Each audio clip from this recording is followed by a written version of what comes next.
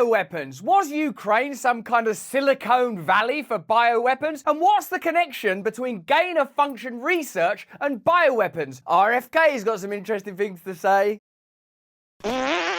Hello there, you 6.5 million awakening wonders. Thanks for joining us on this incredible voyage to truth and freedom that we're undertaking together in the midst of geopolitical fracture, in the midst of propaganda, censorship and surveillance, in the midst of endeavours that seem so potentially dangerous we must be mad to tolerate them. Today we're talking about Tucker Carlson's conversation with RFK, in which RFK spoke about the biolabs in Ukraine. Now remember, at the beginning of the Ukraine-Russia conflict, in conspiracy land, lots of people were saying, there's bioweapons over there, there's biolabs, people are making bioweapons. And that was one of those things that got sort of shut down. Then it started to be incrementally built upon in a slightly more diplomatic way. Like, what about that Victoria Nuland? She's worked for successive administrations and she was involved in the 2014 events in Ukraine that led to that change of government. Don't call it a coup. So we're starting to see more and more, I believe, the intersection of giddy wild conspiracy theories and then sort of rather more mundane bureaucratic manipulation. And frankly, what amounts to American foreign policy, using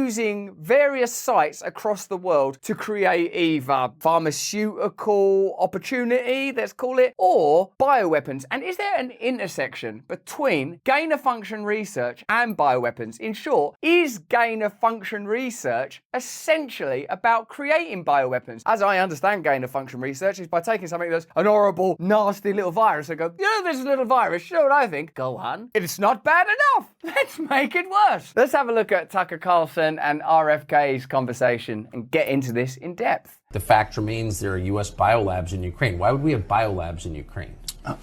We have biolabs in Ukraine because we're developing bioweapons. And, and those bioweapons are using all kinds of new synthetic biology and CRISPR technology and genetic engineering techniques that were not available to previous generation, and they can make frightening stuff. A top-line consideration is whether or not you want bioweapons being developed. Are we not already in a precipitous state when it comes to global warfare? Don't we already have enough nuclear weapons to annihilate the planet many times over? Have we not recently seen the dangers of meddling in nature's domain, if you believe the Wuhan lab leak theory, for example, which hasn't been proven yet but seems increasingly likely, is probably in some way or another funded by your tax dollars, bioweapons. I don't know how else they're functioning. I don't know if they're doing fun runs or sort of car washes to raise money for these bioweapons. Presumably it's coming from American taxpayers at some point. When do we get to ask fundamental questions about how we want our civilization to be run? We just accept the fact that we're subject to the whims of global corporatism. That's what much of the frustration and tension is, I believe, that's not even articulately expressed. When you're dismissive of like MAGA people in their caps or people protesting for a whole host of reasons in the streets of the United States, there's a sense that things aren't right, things ain't fair, these institutions don't care about us, they're not listening, I'm angry. And just because you can't say what it is really is global corporations have taken over our democratic institutions, spend money abroad on things I don't care about and might actually be detrimental not only to my life but the life of the planet itself, and I'm sick of it, why don't I ever get to vote for it? How come I'm paying $700 towards relief for the Hawaii fires and yet $900 per annum so far on funding the Ukraine war? How much of that goes to biolab technology? Why did they lie about it in the first place? So many questions. You know what they'll say publicly? These biolabs, they're not dangerous, there's nothing to worry about. Why don't you want the Russians getting your hands on them then? Well, the Russians, you can't trust those guys. If in those biolabs all they're doing is racing mice through a maze, why are they so worried about the Russians getting in? Do you know what the Russians getting in there? What if they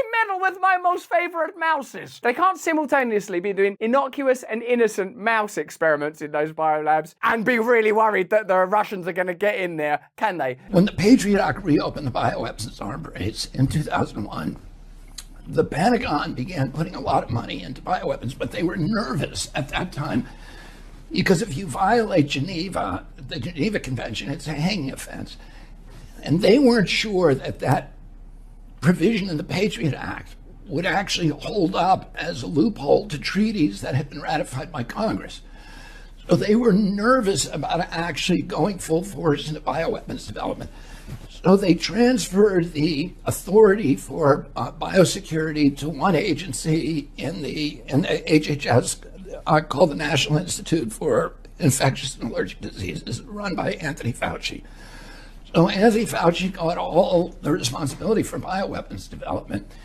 He got at that time a 68% raise from the Pentagon. in order to do that work.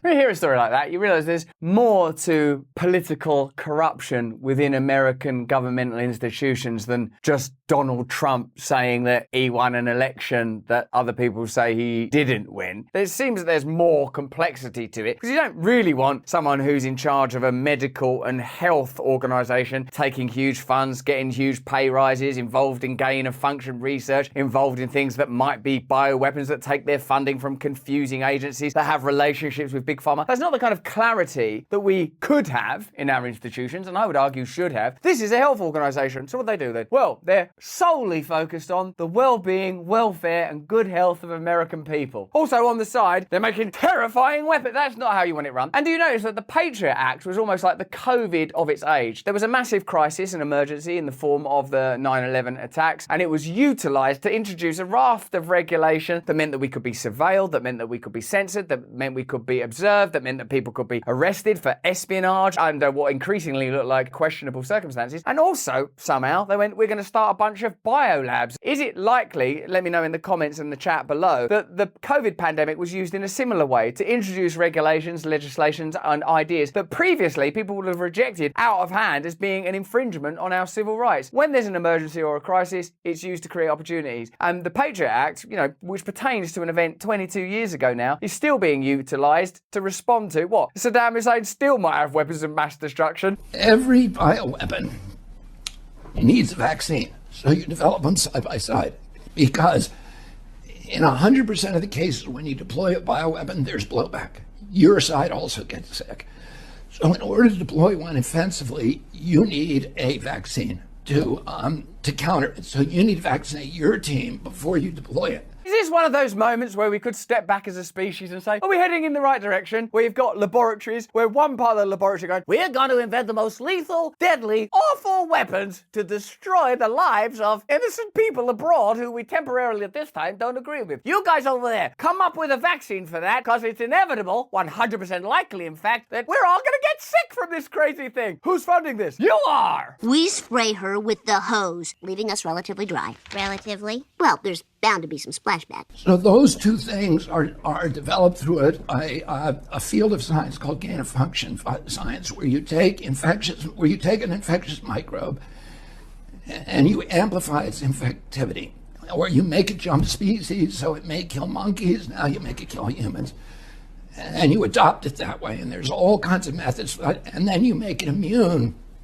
to antibiotics and to therapeutic drugs and to other therapies. So it's actually the inverse of medicine. When I hear that explained, it's like if someone explained the concept of the monarchy to me now. Like, what we're going to do is we're going to get a microbe that's deadly, that's killing monkeys. Yes, and cure those monkeys, right? Because we all love monkeys. No, we're going to make it worse. Oh, poor monkeys. I've not finished yet. I make it infectious to not us and our children. Yes, us and our children. Don't worry, there's some guys over there working on a vaccine. How's it going, guys? It's going expensive.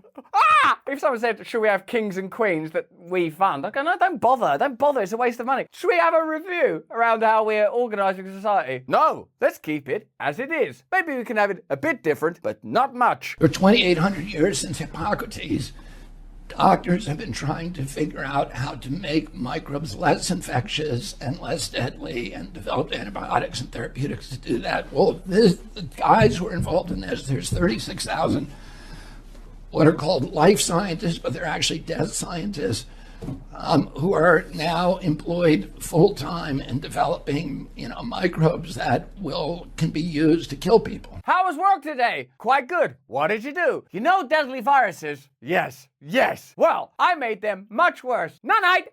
Did you wash your hands? No need. We've developed a vaccine. You can have it for free. I bought one home. But everyone else, let's have a look at this in more detail. The US military outsourced some of its biological weapons research to the government installed by the 2014 coup in Kiev, Democrat presidential hopeful Robert F. Kennedy Jr. has said in an interview. Isn't it ridiculous that we can't go, no, they would never do. The American government create biolabs in an unstable territory adjacent to a historic enemy? You can't rule it out, can you, as a possibility? This will probably get called conspiracy theory, fake news. It certainly did a few years ago, or at the beginning of the pandemic era and the beginning of the war, and all this constant rolling, never-ending crisis that all seem to be snowballing into one another now, like gain of function research. It's like, get a news story, make it a bit worse. Here's your new news story. Ah! According to Kennedy, the bioweapons program has operated under the guise of life sciences research, such as gain-of-function experiments on viruses and other pathogens, ultimately overseen by Dr. Anthony Fauci, who headed the National Institute of Allergy and Infectious Diseases between 1984 and 2022. At the beginning of this, he gave so many public speeches and appearances that were sort of conciliatory and consoling, like he was just sort of Uncle Anthony Fauci. How are we going to handle this? How are we going to handle this? Well, you know, wash your hands, keep distance, wear your mask. If you need to go out, you can go out. Like, you know, it was all very sort of kind of friendly and avuncular. It's demonstrable that this is someone who's involved in gain-of-function research, serious and heavy payments. Dr. Fauci,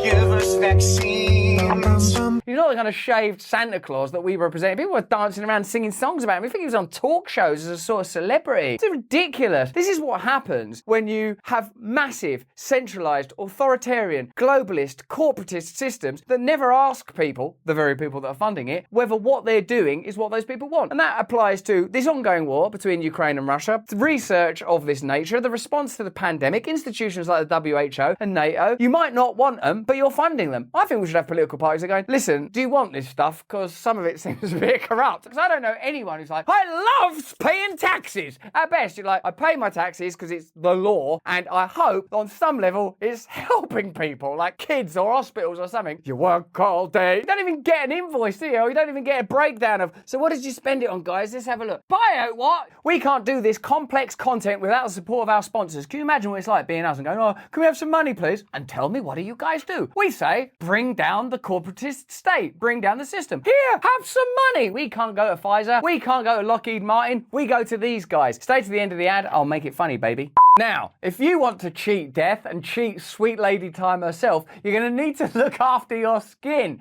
That is why I'm recommending Genucell Skincare. We need sponsors like Genucell Skincare. It's hard for us to get sponsors because we're radical and we're anti-corporate and all that stuff. Now, these guys at Genucell want you to look and feel your best. You're going to look young and gorgeous. That's why they've introduced their 3-step dark spot luxury system that works in just 3 minutes. Have you got 3 minutes? Stay there. If you're bothered by dark spots on your face or liver spots on your hideous hands, neck and chest, then this is the way to watch them disappear safely and quickly. Just before this video, I was just one enormous liver spot. I've smothered myself in Genucell. I've drunk down a pint of the stuff. I've never looked more beautiful. Their luxury system contains a dark spot corrector. Correct those dark spots. Some fancy sounding microdermabrasion and collagen builder thrown in for good measure. That's why I'm looking so cool. And if you're not blown away by the results, you get your money back. You might go, hold on a minute, I'm still as hideous as I was yestermorn. So go to genucell.com/brand to order their new dark spot treatment system today and say goodbye to those pesky, stinking, wretched spots tomorrow. And as a special bonus, all 3 products are included in Genucell's most popular package for August. So you'll get their bags and puffiness serum also included, all for 70% off the retail price. Just go to genucell.com/brand. When some of these bugs escaped from laboratories in the US back in 2014, the Obama administration banned gain-of-function research, Kennedy added, so Fauci outsourced it overseas. Well, that can't lead to any problems unless there's a war and it leaks out of the labs because they're not properly looked after. Hopefully all that information isn't somehow being lost. 2019, Wuhan. A lot of them went to Ukraine, Kennedy told Carlson. I don't really want to hear Ukraine connected to anything other than there's this war there where Russia criminally invaded them and there's a humanitarian effort to support the people of Ukraine. Who's not down with that? We're all down with that, right? But then you sort of hear, oh God, another thing about Ukraine you should know, the president's son's got all sorts of really favourable deals with their energy companies. Oh, another thing, the American government have got a bunch of biolabs over there. I mean, like, what's next about Ukraine are we going to learn? A lot of them went to Ukraine, Kennedy told Carlson. While some of the research was moved to Wuhan, China laboratory, the suspected origination point for the COVID-19 pandemic. Like, these are sort of places that are on the news a lot, aren't they? Like Wuhan, Ukraine. What's the first thing you think of Ukraine? There's this war there where American taxpayers are funding it. Good. What's the first thing about Wuhan? Well, I've only really heard of Wuhan. Terrible wet markets. Do be careful in those wet markets. You could pick up something disgusting. But at a price that's right. Most of the research was funded by the Pentagon. That's weird, isn't it? Or by USAID, which Kennedy described as a CIA cutout. That's extraordinary. So the deep state fund secondary agencies subcontract out to opaque, obscure endeavours that are difficult to understand an inventory. Certainly it's not the kind of transparency and clarity that Joe Biden was promising when he marched gleefully into office, is it? The US has long dismissed claims about the biological research laboratories in Ukraine as Russian propaganda, until senior State Department official Victoria Nuland confirmed their existence at a 2022 Senate hearing. The Pentagon continues to insist the research is neither illegal nor intended for military purposes. Okay, so we're just doing some research in Ukraine. Does Ukraine have chemical or biological weapons? Ukraine has biological research facilities, which, in fact, we are now quite concerned Russian forces may be seeking to gain control of. Isn't it odd what malevolence looks like these days? Just a nice, friendly-looking woman in a cardigan talking about biolabs in Ukraine and the concern that Russia might get hold of it while nervously fiddling with her pen. In this also is the modern assumption that there's nothing wrong with biolabs when America's in control of them, but if Russia's in control of them, suddenly they're bad. Either cluster bombs and biolabs are bad, or they're not. And we have to recognize that this is the kind of nihilism and lack of principles that's leading to the general dystopic feelings of a society falling apart that many of us are experiencing even beyond the confines of this mad conflict. If there's nothing to worry about in those biolabs, why is it a problem if Russia gets there? So we are working with the Ukrainians on how they can prevent any of those research materials from falling into the hands of Russian forces should they approach. What you're being asked to believe is that there's some fundamental difference between American research and Russian conduct. Like the Americans, come on guys, let's just create some new medicines to help everybody. Let's make this virus a bit worse, then make a vaccine so we can just help people. Wait a minute, we could use this to create a super weapon. It's not like it had an innocent purpose and then Russia is the agent of change and malevolence. It's plainly a pretty secretive and malfeasant endeavour that takes place on foreign soil because under the Obama administration it was decreed to be too dangerous to do in America. So they, as part of their deal presumably of supporting the 2014 coup that Victoria Nuland was by coincidence involved with, they're able to continue doing at least gain-of-function research, which according to RFK is synonymous with creating weapons. And in a way, if gain-of-function means you take a biological substance and you give it the ability to cross species, or you make it more infectious and bad and just hope to God that those guys in Wuhan are washing their hands and keeping the window shut. That is a type of weapon. It's certainly irresponsible. Where I like to invite you to come with me is broad out and go, do you want this even happening? Can't we be doing something else? I find it offensive. Nuland's bizarre admission that Ukraine has biological research facilities that are dangerous enough to warrant concern that they could fall into Russian hands ironically constituted more decisive evidence of the existence of such programs in Ukraine than what was offered in 2002 and 2003 to corroborate US allegations about Saddam's chemical and biological programs in Iraq. Wow, that's more evidence than the world went to war on 20 years ago. That's a good way of putting it. Any attempt to claim that Ukraine's biological facilities are just benign and standard medical labs is negated by Nuland's explicitly grave concern that Russian forces may be seeking to gain control of those facilities, and that the US government therefore is right this minute working with the Ukrainians on how they can prevent any of those research materials from falling into the hands of Russian forces. What we're being invited to believe is it was an entirely innocent enterprise, but actually though, the Russians, they'll be able to put this in that jar and switch that on and turn on the Bunsen burner and knock over the mouse's cage and oh no, they've got a missile. That's what we're being invited to believe. And there's no doubt that like a bad person or a bad set of people could use almost anything to create chaos. But what I'm arguing is that the bad people are already doing that and you're funding it. The only reason to be quite concerned about these biological research facilities falling into Russian hands is if they contain sophisticated materials that Russian scientists have not yet developed on their own, which could be used for nefarious purposes, i.e. either advanced biological weapons or dual-use research that has the potential to be weaponized. See how we're all having to develop this new vocabulary and get this new education? When I first heard dual-use research, it was reading RFK's book, and at that point it was like, oh god, this is a bit out there, isn't it? Even though it's obviously really thoroughly researched and actually quite dense. It's not a frivolous piece of writing, it's just some of the concepts and ideas in there are so out there, you think that can't be true. And then you just, a few weeks later, you read it in the news or you see a congressional hearing and they go, we're a bit worried about some of the stuff in the labs we might have left over there. If that fell into at the wrong hands. I guess what I'm saying is now my starting point is they're probably up to some malevolent shit and they're probably going to lie about it. We probably have to break down all of these agencies and have a real overview of what it means to be America or the United Kingdom or whatever your country is. And go, is this what you want? Who is it now we're supposed to be scared of? Who's scarier than these lunatics that are there doing gain of function research and dual research and creating these labs and then having to admit, oh, sorry, we were involved in 2014 and oh, yes, we did have biolabs. The only way you could trust them is if on day one of the war, Joe Biden had gone, listen, this is a bit mental actually, because like Ukraine and Russia, you can see there's an escalating tension there. And I think morally we should support Ukraine because they're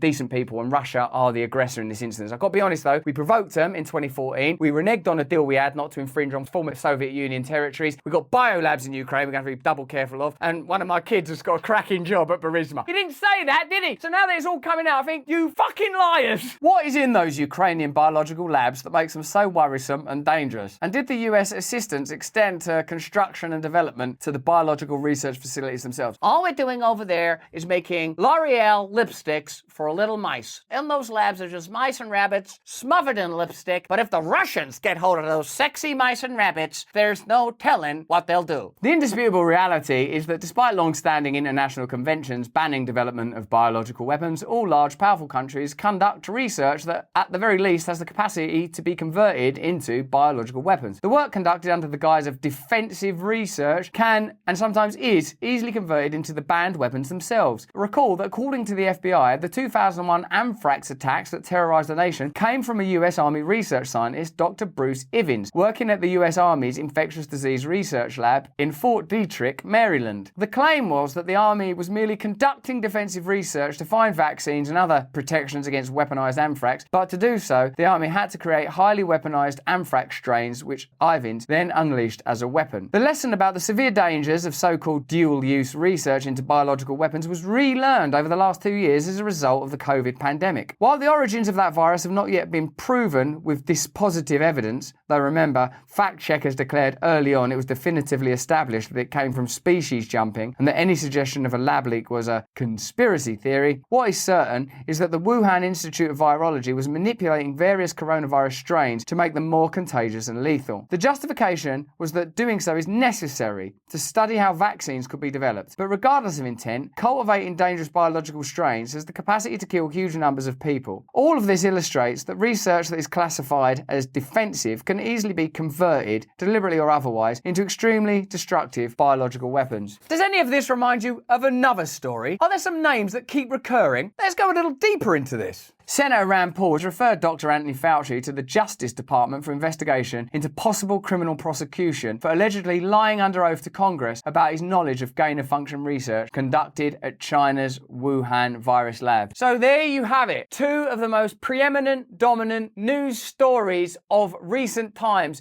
appear to have peculiar and confusing elements. No wonder there's a march to censor and control independent media and the ability to communicate and discuss all facets of complicated stories like these, when continually we see stories that are first dismissed as conspiracy theories down the line become more and more demonstrably true, or at least worthy of consideration. As Glenn Greenwald demonstrated there, the story of the Wuhan lab leak went from being something that was simply dismissed to something that seems increasingly plausible. As with Tucker's conversation with RFK, biolabs was once the preserve of nut jobs like you and me, sat in our tinfoil hats wondering about why the world seems so unfair and how certain disasters appear to benefit certain interests while annihilating life for ordinary people. But don't these laboratories give you the perfect metaphor? Irresponsible, for-profit research that advances the interests of the military-industrial complex that, if it fell into the wrong hands, could be devastating for the world. Isn't that the very kind of unchecked power that we need to stop through new democratic processes, through a new manifesto of politics, through new changes, through new politicians, I hope like RFK, that would bring these practices to an end right now. They're costly, they're dangerous, they should stop. But that's just what I think. Why don't you let me know what you think in the comments in the chat? If you like this video, have a look at either of these two. Remember, turn on the notification bell and subscribe. Watch our show in the other place. We stream every day. And if you're a football fan, football is nice. It's a fantastic distraction from all of this craziness. More important than any of that, though, is if you can, please stay free.